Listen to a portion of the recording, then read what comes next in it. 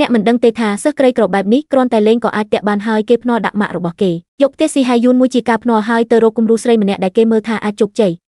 សម្រាប់ខ្ញុំដែលជាសិស្សក្រីក្រប៉ុន្តែគាត់ជាកូនអ្នកមានវាមើលទៅគួរឲ្យធន់ដូច្នេះគាត់បានភ្នាល់ជាមួយបងប្អូនថាមួយខែប៉ុណ្ណោះនឹងតាមក្មេងស្រីឲ្យបានប៉ុន្តែក្មេងស្រីក៏បានដឹងមុនហើយត្រៀមបំលែងស្ថានភាពឲ្យពួកគេរងដឹងខ្លួនវិញចាប់ពីពេលនោះមកបុរសនោះតែងតែបង្ហាញខ្លួននៅមុខក្មេងស្រីដោយចៃដន្យដើម្បីទាក់ទាញការចាប់អារម្មណ៍ឃើញថានាងមិនអើពើគាត់ក៏គិតផែនការថ្មីឲ្យគេមករំខានកន្លែងដែលនាងធ្វើការក្រៅម៉ោងយប់ចុងសប្តាហ៍គាត់ក៏បង្ហាញខ្លួននៅផ្សារធ្វើជាវីរៈបុរសសង្គ្រោះស្រីដោយហេតុនេះក្មេងស្រីក៏ធ្វើជាសប្បាយចិត្តចំពោះអំពើរបស់គាត់បន្តិចម្ដងពួកគេក្លាយជាមិត្តជិតស្និទ្ធនិយាយគ្រប់យ៉ាងដើម្បីតាមនាងបុរសនោះបានខិតខំខ្លាំងដល់ថ្នាក់ជួលអ្នកផ្សេងមកជួយហើយក៏ហកថាជាខ្លួនឯងខិតខំយប់ថ្ងៃបន្ទាប់មកយកខ្សែដៃធ្វើពីស្មៅប្រាប់ថាជាអំណោយពីចិត្តក្មេងស្រីក៏ធ្វើជាដូចជាត្រូវចាប់អារម្មណ៍ប៉ុន្តែខាងក្រោយវិញនាងមិនអាចទប់ខ្លួនមិនត្អូញត្អែពីរូបរាងគាត់បាន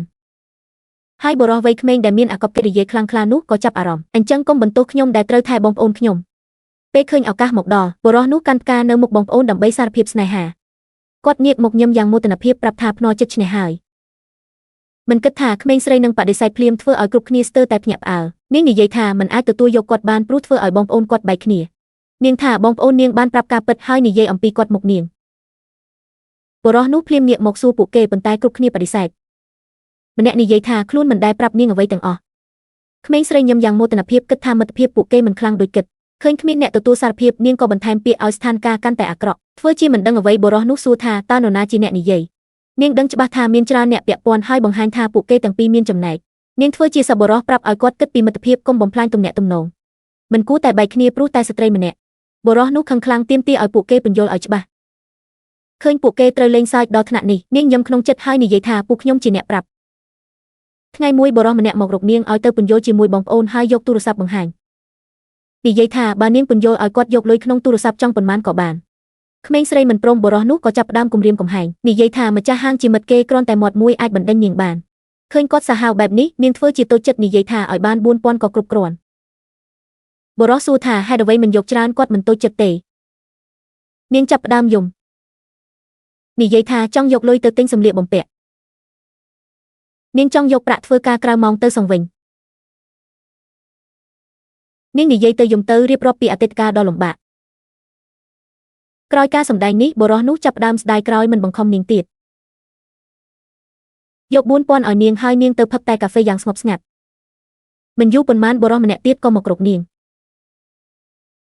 យកកាតធនាគារមកគំរាមថាឲ្យធ្វើការឬមិនដូច្នោះនឹងត្រូវបណ្ដេញចេញពីសាលាពេលគេចិត្តប្រើហិង្សាបុរសម្នាក់ទៀតវិញមកការពារនាងបងប្អូនគិតថាអ្នកដែលក្បត់ពួកគេគឺគាត់ក្មេងស្រីឈរមើលយ៉ាងរីករាយមិននឹកស្មានថាពាក្យតិចអាចធ្វើឲ្យពួកគេបែកគ្នាបែបនេះ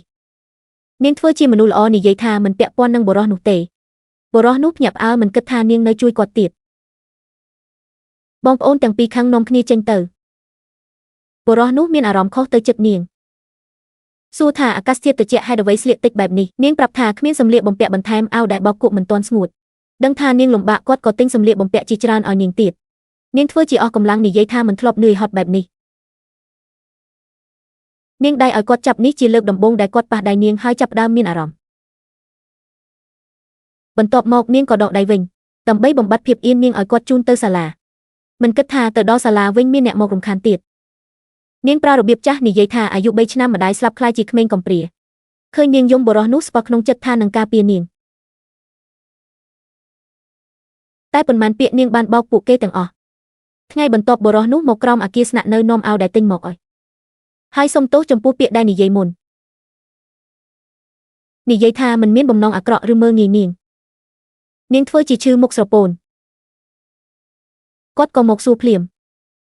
ពេលនោះបុរសម្នាក់ទៀតដើរឆ្លងកាត់នាងធ្វើជាសន្លប់បុរសនោះភ្លាមការពារនាងហើយព្រមានបងប្អូនឲ្យនៅឆ្ងាយថាគេមិនសមនឹងនាងទេហើយនិយាយថាខ្លួនជាអ្នកត្រូវក្បត់ឃើញពួកគេវាយគ្នានាងក៏ដើរចេញពេលនោះមានបុរសម្នាក់ទៀតមកដល់រឿងមួយ